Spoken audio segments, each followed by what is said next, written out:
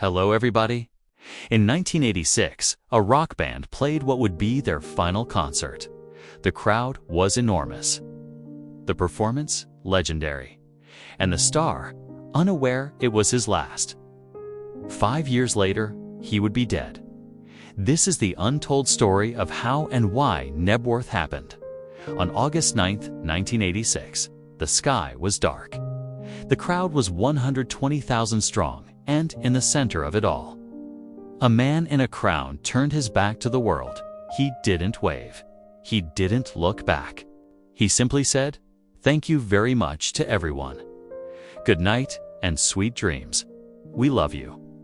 Then, as the haunting notes of God Save the Queen echoed across the fields, Freddie Mercury walked off the stage, bare-chested, cloaked in velvet, holding a microphone like a scepter, like a king stepping into the shadows. No encore, no final bow, no goodbye, and no one knew.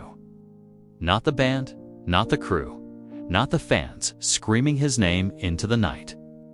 This was the last time Freddie Mercury would ever perform live. The final moment of a reign that changed rock forever, and it passed in silence, unseen, unrecorded, until now. It was August 9, 1986, Knebworth Park, the last concert Queen would ever play. The Magic Tour had been a triumph. 72 shows, 30 countries, millions of fans. 2 legendary nights at Wembley Stadium had just burned into history, but the demand was too loud to ignore. So Queen said yes to one more. One final show. Harvey Goldsmith, their manager, looked at the map and chose Knebworth, a vast estate in Hertfordshire, more suited to classical concerts than rock gods. There were no permanent stands, no backstage suites, just open fields and a dream. Could they fill it? Most thought it was impossible. Queen didn't just fill it, they broke it. Over 120,000 fans flooded in, some with tickets, thousands without. People camped for days. Cars crawled for hours. One fan later said he didn't sleep for 48 hours just to be there.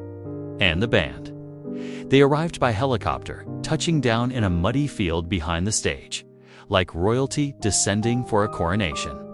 3 opening acts, Belouise Some, Status Quo, Big Country, played to an impatient crowd, but no one was there for them. They were there for him. The man who turned rock into opera, sung like thunder and danced like fire. They were there for Freddie. Backstage, he prepared like always. Vocal warm-ups, stretches, even push-ups. No drama, no ritual.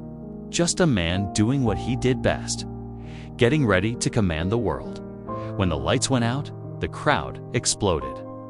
The instrumental God Works in Mysterious Ways swelled, a dramatic overture to a night that would become legend. Then, without warning, Queen launched into one vision. The stage was massive. The sound, earth-shaking. Giant video screens revolutionary for 1986. In short, even those miles from the stage could see every flicker of Freddie's smirk, every toss of his head. He appeared in his now iconic yellow jacket and white trousers, a golden crown on his head, a self-made monarch of rock. Over the next 2 hours, he changed outfits like shedding skins, each look more commanding than the last. They played a kind of magic. Who wants to live forever? With Freddie's voice soaring like a prayer across the hills. Hammer to fall, I want to break free, under pressure. Each met with deafening cheers. Then came the anthems, Bohemian Rhapsody.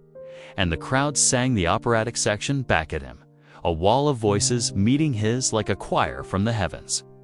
Radio Gaga, with 120,000 hands clapping in perfect sync. We Will Rock You, stomping the earth into rhythm. And finally, We Are the Champions. Not a song, a declaration. The set list was flawless. The energy, unrelenting. And the crowd. They gave everything. Their voices, their tears, their souls. For 2 hours, it felt like nothing could ever end. But beneath the glory, darkness stirred. Early in the night, during the opening acts, a fight broke out in the crowd. A 19-year-old man was stabbed to death. No one noticed. The music was too loud. The excitement too high. It wasn't until hours later that police confirmed the killing. Weeks after, several men were charged. And in the chaos, another story emerged. A woman, somewhere in the crowd, gave birth. A baby, they said, born under the stars, to the sound of rock and roll. The so-called Knebworth baby, never found, never confirmed. Just a whisper in the legend. Life and death, born and lost. All happening beneath the same sky as Queen played on. When the final note faded, the band left the stage without hesitation. No encore, no return, just silence. They boarded the helicopter, exhausted, elated, unaware. But then disaster. The organizers cut all the lights at once. No warning, no gradual fade. 1 second, light. The next, total darkness. Over 120,000 people were plunged into blackness. Fans stumbled through fields, tripping over tents, screaming for friends. Police searched for the murder weapon in the mud. Ambulances moved through the dark. It was chaos.